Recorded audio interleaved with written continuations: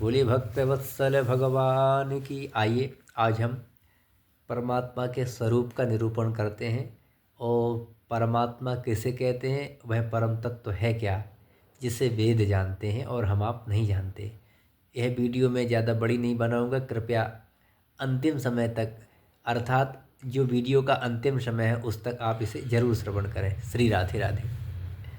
श्रीमद् भागवत पुराण में स्थान स्थान पर परमात्मा के स्वरूप का निरूपण किया गया है। अतएव इस चर्चा में हम श्री भगवान के उन्हीं गुणों का एवं रूपों की चर्चा करेंगे जिनकी चर्चा वेदांत करते हैं। बोलो राधे राधे।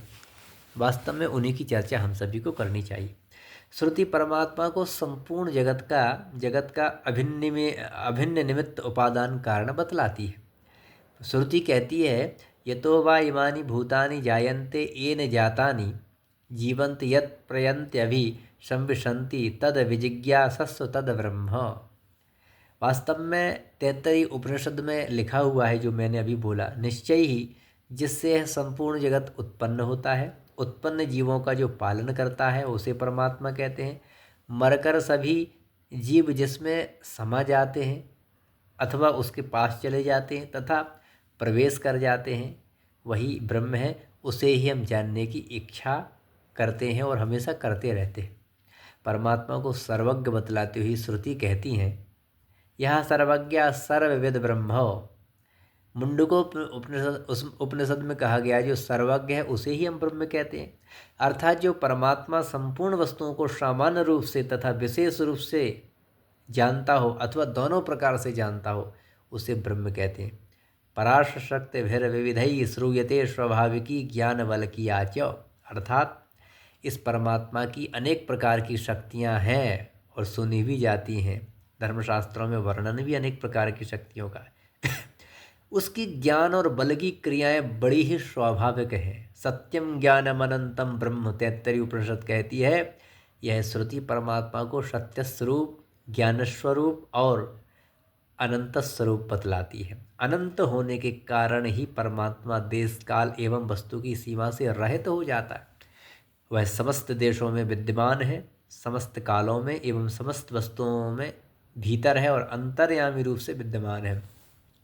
तुलसीदास जी कहते हैं कि देश काल दिशि विदिशऊ माही और कहेउ सु कहाँ जहाँ हरि नाही। ऐसी कौन सी दिशा है, ऐसा कौन सा देश है, ऐसी कौन सी विदिशा है जहाँ पर भगवान विद्यमान नहीं है।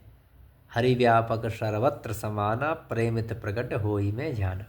इस तरह से श्री भगवान में असंख्य कल्याण गुण विद्यमान है। एक नहीं, गिना ही नहीं जा सकता कितने गुण हैं। उनमें संपूर्ण ऐश्वर्य, संपूर्ण वीर्य, संपूर्ण तेज, संपूर्ण शक्ति, संपूर्ण ज्ञान एवं संपूर्ण बल विद्यमान है भगवान में। ये संपूर्ण जगत के कारण भी भगवान है। श्रुति भगवान को संपूर्ण जगत का सृष्टा, पालन करता और संहार करता ही मानती है और यह अंतिम प्राप्य बतलाकर उन्हें ब्रह्म कह करके श्रुति प्रणाम करती है। तद ब्रह्म। श्रीमद् भागवत महापुराण में श्री भगवान को ही जगत का कारण बतलाते हुए कहा गया है कि जन्माद्यश्यतः, यह ब्रह्मसूत्र है। अर्थात इन्हीं को जगत का कारण माना गया है। श्री भगवान के स्वरूप, रूप, गुण, लीला, धाम आदि को शास्त्रीय प्रमाणों के आलोक में ही जाना जा सकता है। शास्त्रयो नित्वात, तर्कों के बल पर श्री भगवान का जो स्वरूप है का निर्णय नहीं किया जा सकता है। बाकी विष्णु सहस्त्रनाम में कहा गया, अनेक रूप रूपाय विष्णवे प्रभविष्णवे, भगवान के अनंत रूप हो सकते हैं। यह बात दूसरी है कि तर्कों के द्वारा प्रमाणों को बल नहीं मिलता, किंतु प्रमाण प्रतिकूल तर्क तो परस्पर में एक दूसरे के द्वारा खंडित ही होते रहते हैं। वास्तव में यह सही बात है। श्री भगवान के शास्त्रों में 5 रूप बतलाए गए हैं। आज हम आपको बताएंगे कि भगवान के कितने रूप हैं वास्तव में।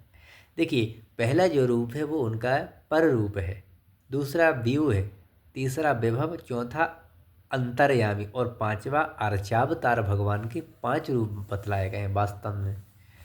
पर रूप से श्री भगवान वैकुंठ लोक में विद्यमान रहते हैं, यह भगवान का पहला रूप है।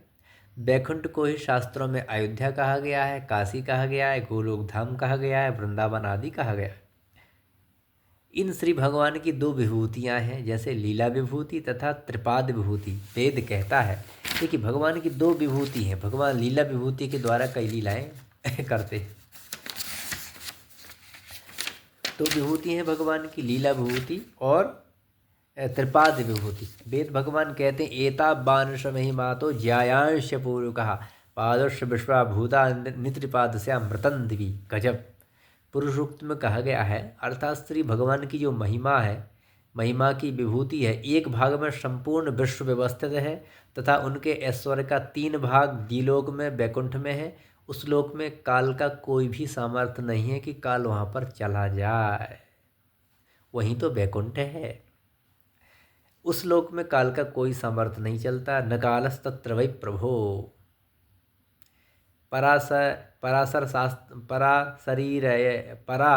शरीर धर्मशास्त्र उत्तराखंड में कहा गया है, एवं वैकुंठनाथोसौ राजते परमे पदे। गजब हो गया। बोलो राधे राधे। अर्थात इस प्रकार वैकुंठनाथ श्री भगवान पर रूप से परम पद में विराजमान रहते हैं। वे ही श्री भगवान जगत की सृष्टि, पालन तथा संहार का कार्य करने के लिए संकर्षण, प्रद्युम्न तथा अनिरुद्ध बन जाते हैं। अनेक रूप धारण करके लीलाएं करते हैं। श्री भगवान के विभव रूपों की गणना करना असंभव है। पृथ्वी के धूलिकणों को गिना जा सकता है, किंतु उनके विभव रूपों को अथवा भगवान के अवतारों को गिनना असंभव है। श्री भगवान के विभव रूपों में ही है भगवान श्री कृष्ण, भगवान श्री राम इत्यादि, यह सब है। अंतर्यामी रूप से श्री भगवान सबों के अंतःकरण में विद्यमान है, रहते हैं, हमेशा रहते हैं। और जो अंतिम जो परमात्मा का रूप था, जिसे अर्चावतार हमने कहा था, अर्चावतार रूप से भगवान मंदिरों में रहते हैं, मूर्ति के रूप में रहते हैं। जैसे बद्रीनाथ में रहते हैं वेंकटेश, श्री रंगनाथ, और समस्त मूर्तियों में भगवान अर्चावतार रूप से निवास करते हैं। और मूर्तियों में जो हम भगवान का दर्शन करते हैं वह